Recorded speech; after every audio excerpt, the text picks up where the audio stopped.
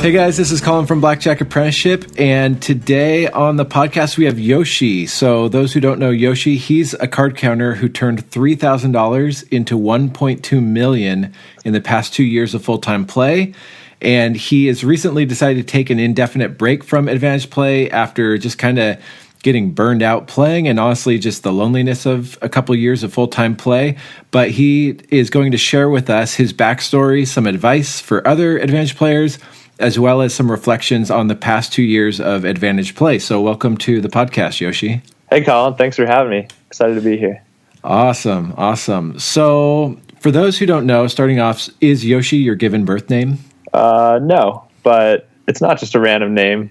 I speak Japanese. I started learning it when I was 12 years old, and I have been to Japan over 10 times, and one summer during college, I was a camp counselor at a Japanese camp in Minnesota, and it was an immersion camp, so only Japanese was spoken at the camp. So all the campers had Japanese names, and all the counselors had Japanese names, so my counselor name was Yoshi. So okay, so it's stuck. There you go. Yeah. Awesome. Is that what you started using on like forums or whatever? Yeah, I was on Gambling with an Edge, and that was my name on there, and it on forums, I was Yoshi as well, although I didn't really participate in forums too much. I lucked out meeting several other APs in the beginning and was really confident in my network through them, and I wasn't big into the forums, but I know they're great for a lot of people.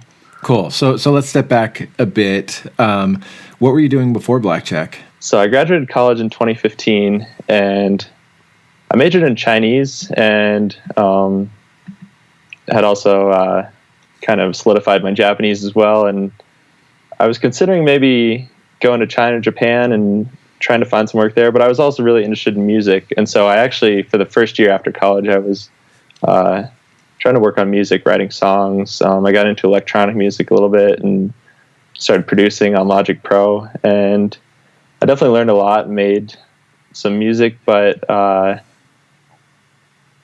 a year after that, one of my college friends just organized a Vegas trip, and I'd never really been to Vegas. I'd never been into a casino all through college. So I was about 23 the first time I was ever in a casino. He dragged me into there on the Vegas trip. I mean, I just went along to be with my friends because we were all graduated and living in different places. And so it was more to be with them. I had no interest in gambling at all, but he was like, come on, you got to try Blackjack. It's Vegas. We're here. And so, I don't know. I just kind of liked the game, and I think it's a lot of people like the game. Just like, it's kind of fun to just play, even casually. It's just fun. So I just, for whatever reason, just kept thinking about it after that Vegas trip and thinking, I like it. So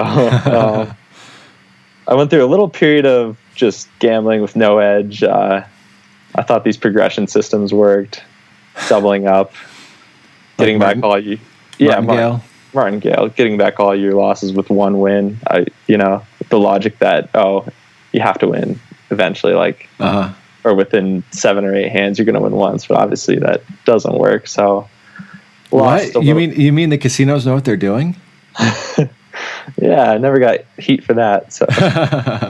So how did that transition into card counting? So yeah, for a month or two, I was thinking that maybe worked, and I earned a little bit, but then I eventually just lost whatever money I took to the casino. And so I knew card counting worked just based on movies and hearing about it. So something I've always done is really just when I get into something, I really focus on it, like learning Japanese or playing tennis. That was my main sport growing up. I just really put a lot into it. So for whatever reason, I just got into card counting, read probably 10 books on it. I just read everything. Wong's book was probably what helped me the most with all the charts with indices and everything. But I read a lot on it. Ian Anderson, Professional Blackjack? Professional Blackjack. Yeah, I guess he has a lot of books. Ian Anderson's book, Burning the Tables, was also pretty inspiring. It just it didn't necessarily translate to how I played the game, but it was just a good book that really piqued my interest in it. Awesome. Well, hopefully my book will fill in the gaps since burning the tables in Las Vegas, because it is a bit of a different approach nowadays than back then. Yeah.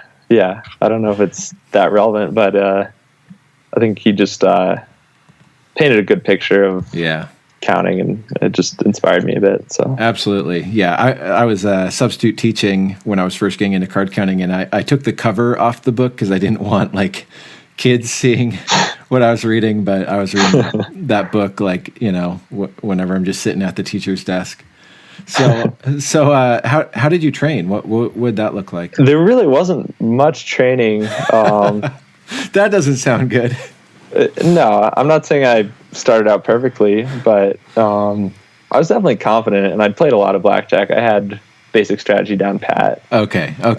Yeah, I wasn't just going in having never played before. Like playing those progressions for a few months, I definitely been in casinos a fair amount, and I made a point to know all the indices pretty well before I stepped into a casino. Okay, and I kind of practiced those. That's training. So you did a bit of training. Perfect basic strategy. You knew the indices, and you practiced counting probably before going in there. Yeah, what I meant with no training was I never really had the deck out on the kitchen table, fanning through the cards, and then or just counting down decks. I never really did much counting down decks. I just kind of made sure I knew what I was supposed to be doing, and then you went for it.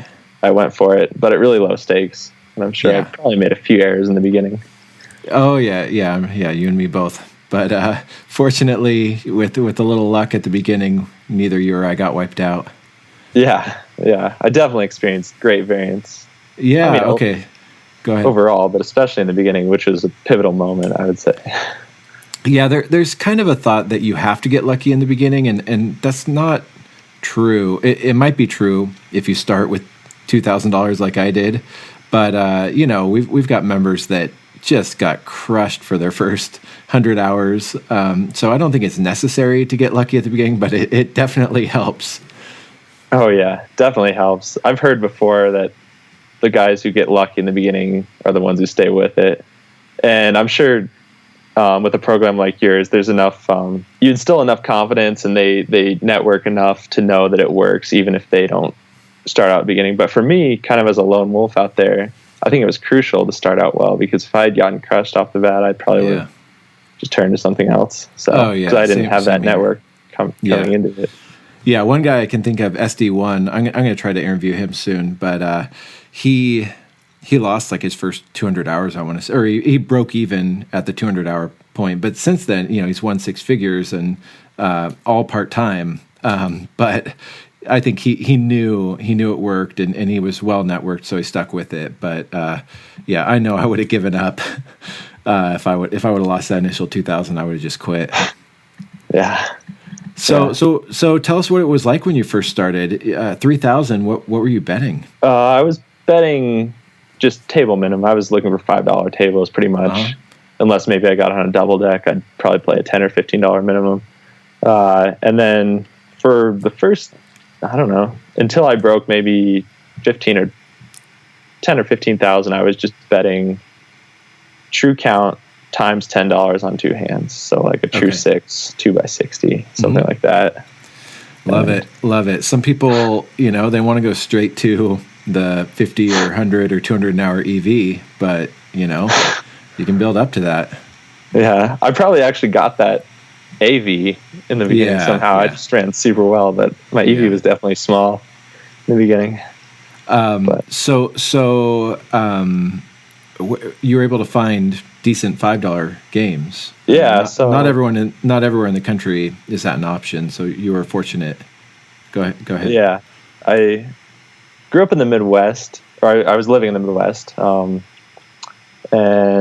there were some great games. I mean, good penetration. The state I was in, it was mostly 6-deck, but within like a 2-hour drive, I could actually find some double deck, really well cut. $10, good rules, and these games are awful if your name is notorious. But for starting out, I mean, my name is clean. I was playing on a card. They checked the card through the database, possibly didn't find anything, so just eased them, I bet, and I could play all-nighters, play tons of hours, and really build the bankroll. So that was fortunate. to be where I was. If I was on the East Coast, it would have been totally different. So you played rated from the get-go? Oh yeah, I was all about the comps also. I mean, the free food, all of that. Just any noteworthy early comps? Well, I was playing in a market that had like 6 casinos, and I've always found that those kind of markets have much better comps because they're all competing with each other. Yeah. And so I was pretty much getting like steakhouse dinners or great buffets and rooms from like any number of these casinos in one area. So it was kind of unlimited, and just as given my bankroll, this was great because instead of spending any of my own money on food, I could just totally yeah. Free food, always a plus. Yeah. So how quickly did you start ramping up your betting? Well, I started counting in July 2016, and till about December, I was just kind of steadily earning money, but I hadn't changed my betting a whole lot, and I'd made $35,000 in that initial 6 months. Nice. And then so I had close to 40,000 coming into 2017, and at the beginning of 2017, I kind of started ramping it up a little bit and started getting heat for the first time. But I earned a lot more after that point, so it just steadily increased, but with much bigger amounts in the same amount of time starting then. So how long was it before your first back off? The first thing, I don't know. Yeah, there's some casinos right around me that are pretty sweaty, and they'll back people off 2 by 100 or less. And if I would have known to avoid those, I think I could have stayed out of the database a lot longer, because I had been playing a stakes that if I just played certain places, they wouldn't have cared for at all. So, but I think the first back off came, like November 2016. So actually during that first 6 months, I was not really betting more than 2 by 100. But how did that feel getting your first back off? Do you remember it? Yeah, I remember it. And they created my OSN account also. Son of a gun. But I don't know. It was okay. I mean, I knew I had tons of places to play, and it wasn't the end of the world. Yeah. It's not like it just ended my career or anything. I mean, it was fine. So kind of validated me. Yeah, absolutely. So about 6 months, you won about $35,000, and then you started ramping up your betting quite a bit. Yeah, and I would say I actually overbet with the 40K bankroll that I had. I was even occasionally going 2 by 500, which is way over betting.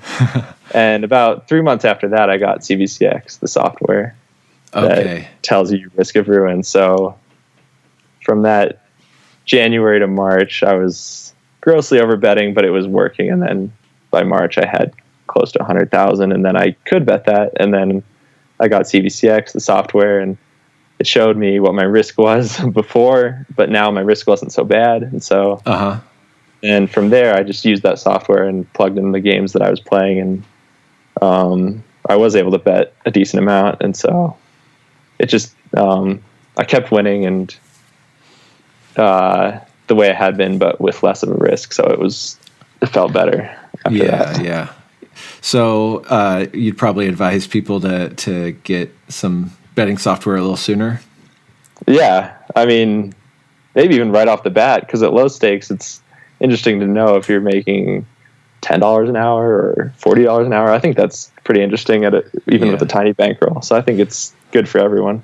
And more importantly, to mitigate your risk, because, you lose your bankroll, you're in a tough spot. So one of the questions Joe wanted me to ask you is, what is your longest losing streak in terms of number of hours? So I was really fortunate. I didn't have any real bad losing streaks. I think some people who hear about my results think I'm the luckiest player ever and was way over EV, but I actually was close to EV. But the difference between me and a lot of players is I never had huge downswings. I just I had some stretches, I'd say 100 hours where I broke even, but I never had to resize. And that's a huge advantage, I think, because when you resize, you're spending the same amount of time playing, but earning less than you could be if you hadn't gone through that downswing. Mm-hmm. And so that helped my bankroll keep increasing at the rate that it did, was because I never had to resize. So that was really great. But I was near EV. I just had some break-even sections of my career. Maybe 100 hours was the most. So it's really interesting from my perspective, because I teach this stuff, and it you can say, oh well, you've got a 1% chance of this or a 10% chance of that, and it all just sounds like completely hypothetical. But at this point, I've known enough card counters. It's like, I know the guys that have had the worst of the runs, and the guys that have had the best of the runs, and everywhere in between. And it's not surprising that it's out of the ordinary to not have any horrible losing streaks, but there's bound to be some card counters that have that, and you won the lottery there. Yeah. So how go ahead. Oh no, I'm not saying I never had big losses. Like, I had a day where I lost 60,000 in one day, and I mean, some people could consider that like a losing streak, but at that point I was already over $500,000, and I didn't have to resize because of that. Yeah. When I say a break-even streak, it might have been swinging 50,000 in each direction, a bit. I just want to clarify that I had big losses for sure. I just didn't have the long, grinding losing streaks that take months that a lot of players experience. Yeah. So. Well, and of course, some people like, Joe or Richard Munchkin, it's like, that's what we all kind of commiserate or have to, kind of end up talking about, because that's what we remember. That's the toughest part of the job.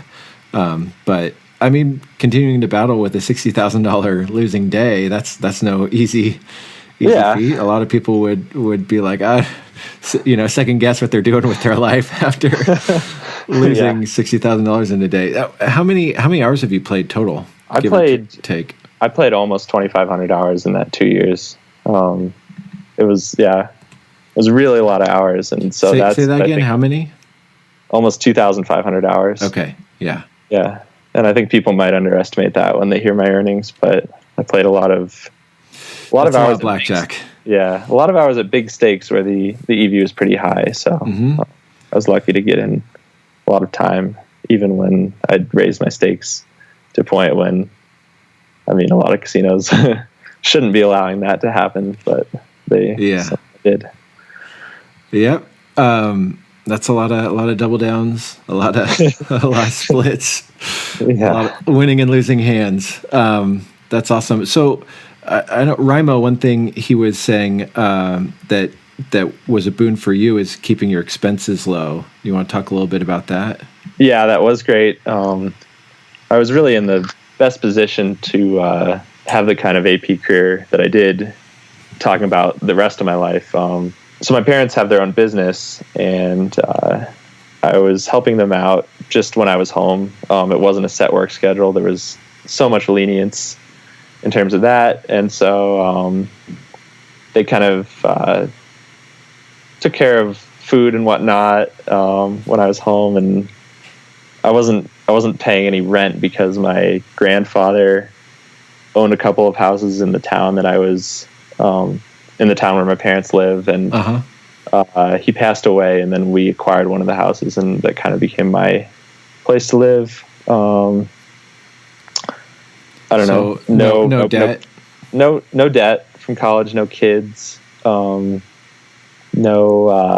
major purchases. I wasn't living extravagantly either. So pretty much just gas and I don't know. Towards the latter half of my AP career, when I wasn't playing rated, I guess I was paying for food, but you can afford to buy your own food and get your own hotel when you're making a couple $100 an hour. Yeah, definitely. But it's a lot. It's hard if you go on a trip, if you're making $25 an hour, and the first 10 hours are going to be covering your expenses. It be brutal. Yeah. I mean, Rimo, he has kids and utilities and everything, and I was young and single and was just in a pretty good position to keep investing. So I never invested any outside money in my bankroll, but I also really never had to take away much from my bankroll. Definitely in the beginning, I wasn't taking away anything. Everything I earned playing was going right into the bankroll. So yeah, absolutely. That definitely helped. So Remo also said you perhaps went through a few cars. Yeah.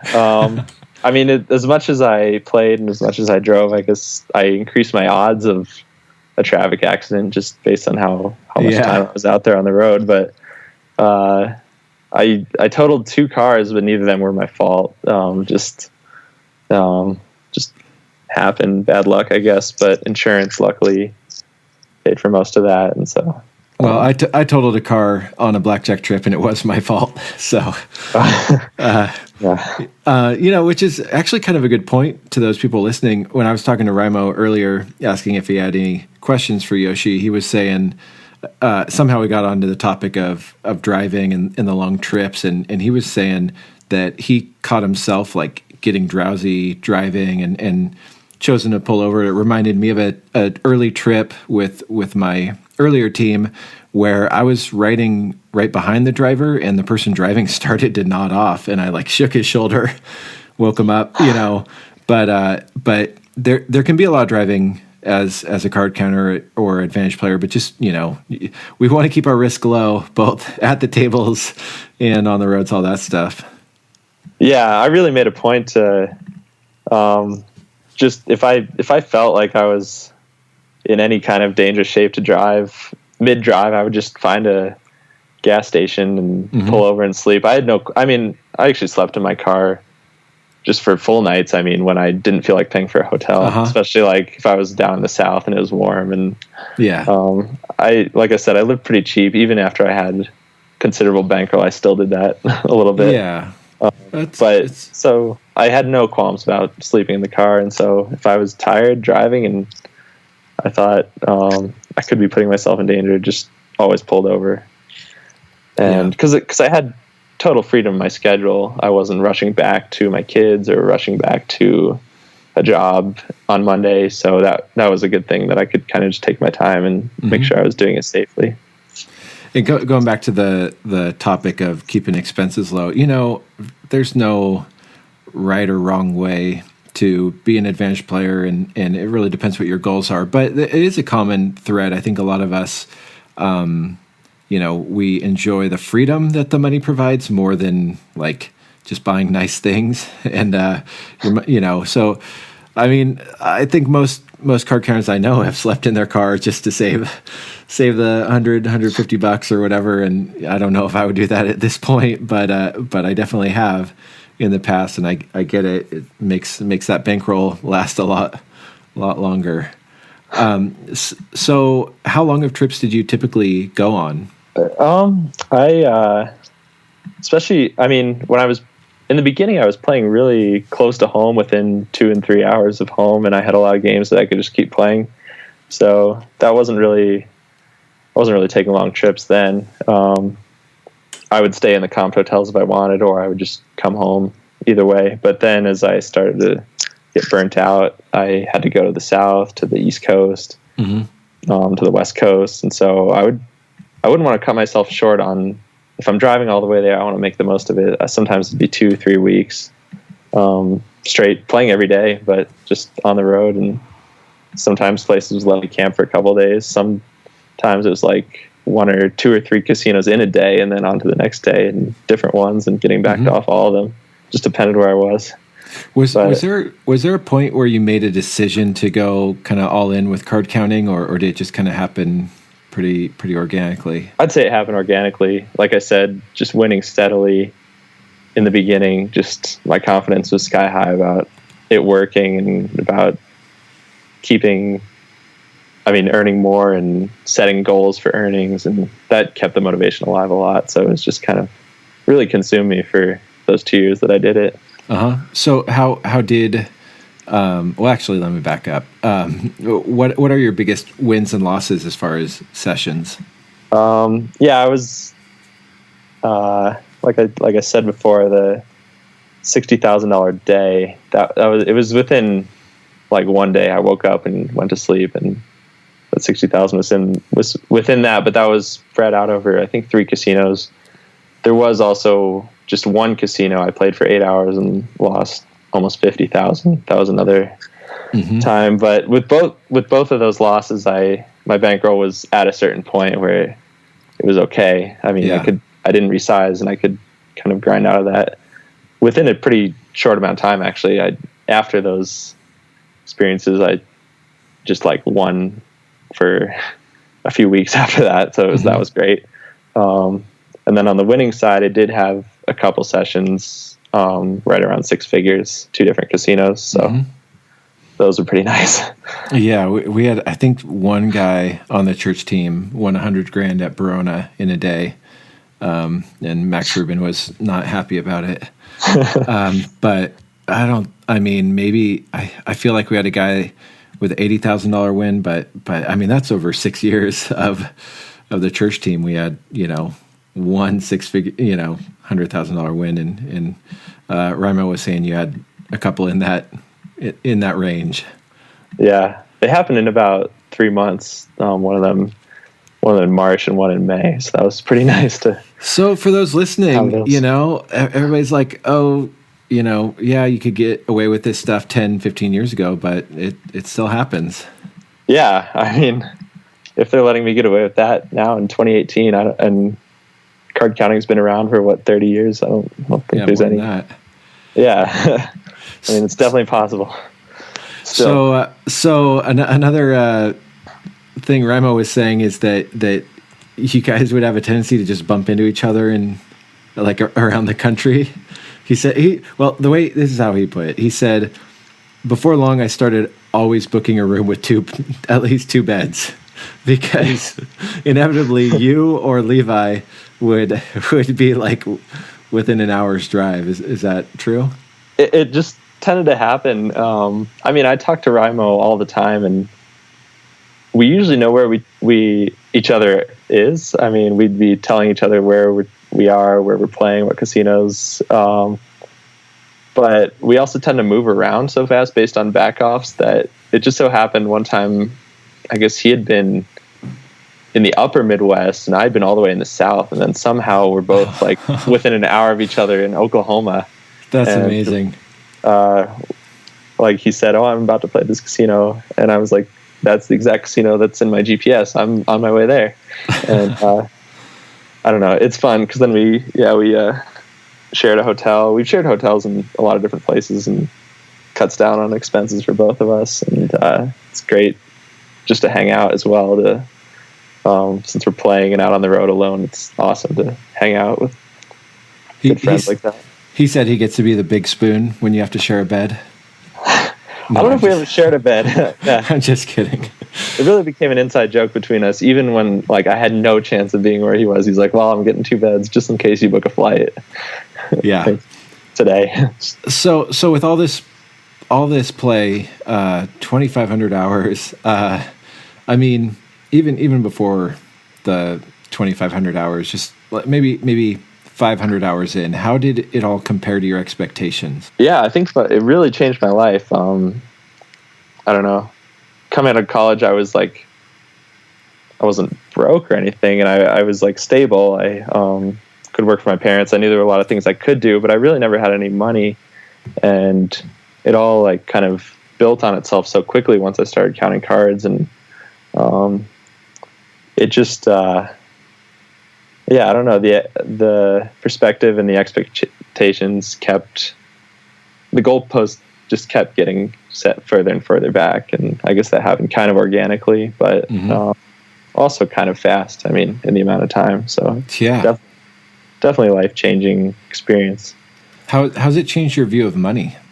I mean, I try to not take it for granted. I mean, right now I don't have any income. I'm actually focusing on music again, and with that kind of thing, there's no guarantee it'll go anywhere. And so I'm really not trying to splurge or just think I can just go earn this again if I start counting cards again. I mean, I could easily go through huge downswings right off the bat, and I don't know. I mean, I just try not to take it for granted, but it's definitely, I definitely think in a little bit of a different way. I don't hold back from nice dinners now and doing things I want to do, whereas maybe before I would have been like, well, I want to do that, I want to eat that meal, but I just can't, and so I think I'd like to think I'm a little bit happier just because I'm not stressed about money at the moment, at least with smaller purchases, meals, going to different destinations, paying for concert tickets, just stuff like that. So have there been any negative, unexpected results, just as far as like the life of a card counter? Yeah, well, I would say even 1 year ago, so halfway through the 2 years, I was just all about counting. It's all I wanted to do. No interest in, I don't know, no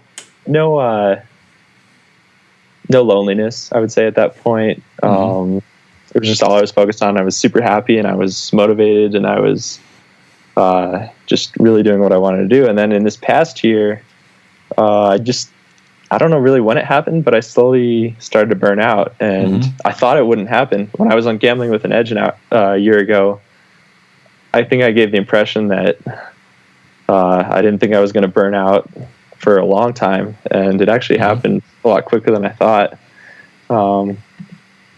Just feelings of loneliness, and I was really earning a lot of money. I was my bankroll kept hitting all-time highs, but I actually wasn't happy, and it's really hard to.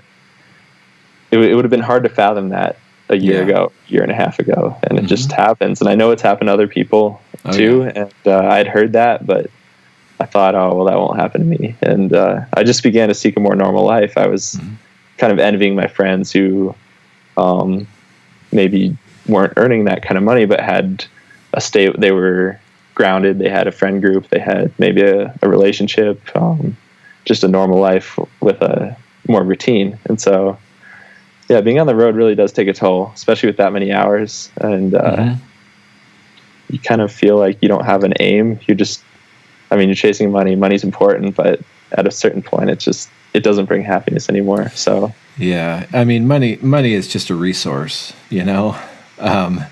and like having more of a resource isn't in a good end game in itself. I remember like in high school and college, all I wanted to do was be in a band, and some of my friends were in bands that I really looked up to. One of them, they even asked me if I wanted. They lost their second guitarist. They're like, Colin, basically asking me to drop out of college and join their band, and I said no because I thought I should finish college. And then they got a record deal, and I was like, oh, what did I do? And I remember feeling like so jealous. They're touring around the country, they're playing with even bigger bands and all that stuff. It was all I ever wanted to do. And then like another 2-3 years later, I'm talking to them, I'm like, oh, I just want a job. Like, I just want to, like, one of them's like, oh, yeah. And this was a band, they were like my favorite band at the time. And the drummer's like, I think I'm going to become a bartender because then I can just be at home. And and I'm like, what is going on here? You're like, living to me what seems like the dream life. But after a few years, they got burned out from it and were looking for some normalcy. I think the thing about card counting, the nice thing is it's a trade, like a band, you can't just like pick it up again in 5 years if you need to make some more money. Card counting, you actually can, as long as you have a bankroll and keep your skills fresh. But I think you can get into this route where you feel like you need to do it and you don't. And if it's like if you're miserable, like, man, step away. So I'm glad to hear that rather than you playing further into burnout or whatever, just like not being in a good spot personally. Yeah. I would say even when I was around 800,000 or so, I was really unhappy, but I think I really wanted to hit seven figures. It was like a big goal. And I also thought it could take another year or so. So I was prepared to play much longer. Mm-hmm. But once that happened, I kind of was okay with, just like what you said, I don't need to be playing and I'm unhappy. So let's not play. And, I think that's, really important. Cause I was in a rut of just feeling like I had to play for these earnings goals, but now that's like that's what workaholics do. Like it's like the classic story of the dad who's like a lawyer or doctor or whatever, and he never sees his kids because he just works all the time, and and it's really hard to like step back and say, wait, why am I doing this? It's probably easier as a card counter because you don't have like clients and all that stuff waiting on you. But it's just, I'd encourage anybody to step back, whatever you're doing, and say, why am I doing this? Is it really furthering my big picture goals, or am I like, living for the next like carrot in front of me? Yeah, that's really what it was for a while. Mm-hmm. But, I don't know, what I kind of learned is to really enjoy it when it's good, because in the beginning I was loving it. And I think a lot of APs who are starting out and maybe have goals like I had are in that period where it's great. They're motivated. They love the challenge. They love the travel. And so I realized that wherever you are, like now I'm working on music, so I'm loving that challenge right now. And I'm sure maybe even someday, even if I got established, I would grow unhappy with that. So nothing's ever perfect. And so just really for upcoming APs, just when it's good, enjoy it. Don't take it for granted. And nothing's ever going to feel the same way forever. So yeah. Any other unexpected positive results to card counting other than money? I mean, it was lonely, but I did meet some great people. Obviously, Rimo, Levi, Joe, you.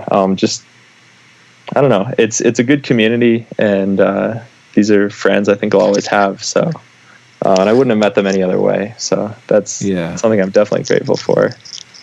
So. That eased the loneliness for sure, because I don't know, without them during that period on the road, it was already kind of miserable, but that it helped a lot having those friends. Yeah, absolutely.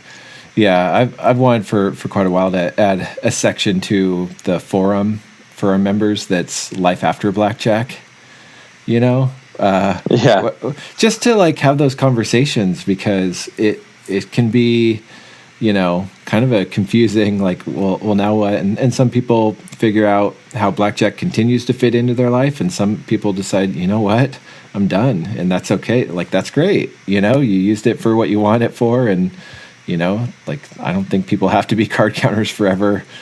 But I'm glad to hear you're at least taking a break, if not retired. Yeah. So I'll say one other unexpected thing. It's just kind of a funny story. I'm currently spending time in Colorado with my girlfriend, and having a great time with her. And I met her in Kansas City because I was gambling there, but I'd actually been comped a Packers, like NFL tickets to a Packers game from this casino in Wisconsin last December. And I was going to go with, I don't really pay much attention to football. I just thought NFL game for free. And I had a friend who was into watching football, so I was going to go with him. And then that casino ended up trespassing me like a week before the game. Oh no. Just by mail, actually. I hadn't even been there. And so I didn't go to that game, and then I went to Kansas City instead, and then I met my girlfriend. And so that just, I wouldn't have been in Kansas City at that time in the first place without gambling, but also because I was 86 from that other casino, I ended up in Kansas City there and met her. And so now I'm spending time with her, and just funny how things work like that. Yeah. Card Kang's been bringing people together since 1965. Yeah. So a few more questions for you. this is a big one I've been wondering, is when I took you to my favorite taco truck for lunch, would you say that A, it slightly exceeded your expectations, B, it greatly exceeded your expectations, or C, it massively exceeded your expectations? I'll say greatly, because I knew you wouldn't be taking me to anywhere without pretty good tacos. But it was awesome, and I think I even told you I asked you for the name because I wanted to go back there for more that day because I was still hungry. But a bang bang, that's what they call it when you have lunch and then you go have a second lunch. Yeah. Yeah. Okay, well, now that we got the important stuff out of the way, what's a favorite casino story? Favorite casino story? It's kind of hard. I will say one thing. Even in recent times when I wasn't playing rated on cards, and Raimo knows all about this, I just had really good luck in still getting these great offers because I would play unrated, probably get backed off or countermeasured or whatever, go cash out a bunch of chips at the cage, and then I'd have to show ID because it'd be a CTR or whatever. They'd look up my name, see I had an account, and a lot of these places seem to be rating me for that play. And then all of a sudden, a month later, I'd get like $750 promo chip, like 4 nights in a suite at like the Plaza or something. Just, which I didn't deserve at all. I hadn't played rated. I don't know. It was these great comps, which seemed to be a thing of the past, actually started showing up again with these random occurrences where they rated me, even though they backed me off and I played unrated. So it happened at a few different places, and it happened on some, like a Hollywood, and so then my office would be good for all those marquee properties, and it gave me a lot of opportunities for free stays, and then I would go play in places because I knew I had free stays, and then maybe I had great trips there, and so I had some really good luck with all that. Awesome. So as you look back, it sounds like as a whole, you're glad you did this. Definitely. It now gives me financial freedom to focus on music. And I think a lot of aspiring musicians maybe have to also work a job and they can't put as much time toward it, and that holds them back. So I think I'm in a good position now to give this a try.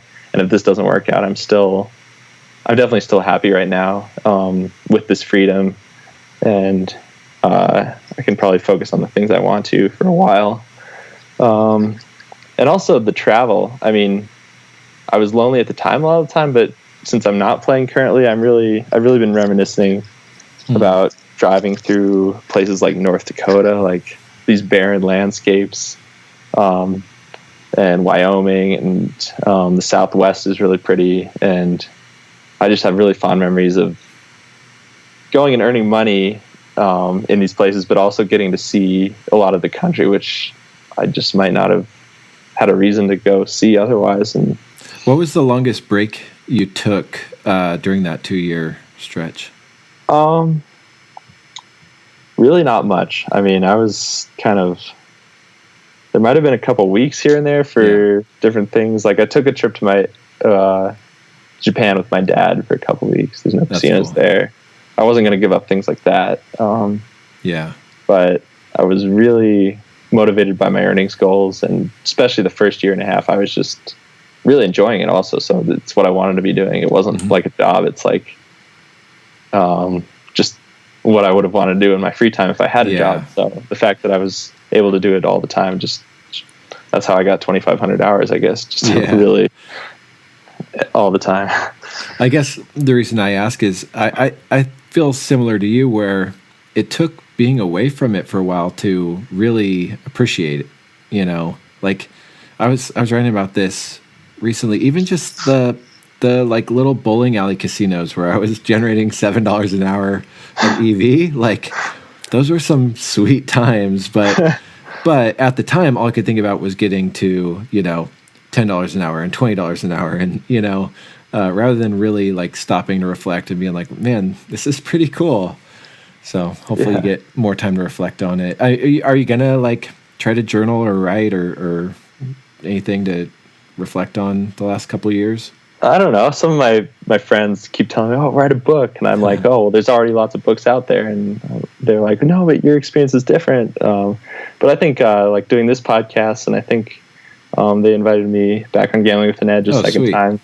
And I've been just texting with a lot of guys that are currently playing. I'm always happy to talk about casinos that maybe I played and they're going to play. And so I'm not shutting it out of my life. I'm still down to network about it, but I just think not playing is definitely going to be better for me and my happiness and let me focus on other things. Because I've often thought about that 2,500 hours, like the money I made was amazing, but if I put that amount of hours on anything, I mean, you can become great at anything with that amount of time. So absolutely. Yeah. Well, I guess as you continue to, give back or share information with other people, you'll be able to kind of reflect and process the last couple years of blackjack. Yeah. I think it's definitely good to, I'm reminiscing about it a lot. The travel and like I said, so it's definitely fun to talk about it and give back and write about it, talk to others still. Awesome. Any final advice or thoughts you want to share with people as they're somewhere in their card counting journey? I think I've just touched on it already. I mean, money at a certain point doesn't buy happiness, so I think you should really, if you can keep doing it and strike a balance, that's great. But if you're all in, just really enjoy it when it's good and when you're having fun with it, and when it's not anymore, just know that you don't have to keep playing. You can come back to it later, or you can just give it up and just see what else happens. But don't let yourself get too lonely, too depressed, too unhappy. Money isn't going to solve everything, so really try to find out what's important to you. And there's an awesome quote I heard a few years ago that I really like, which is that money is to be used and people are to be enjoyed. And a lot of people, it's, at least our culture can kind of get that backwards and say, we use people so that we can enjoy money.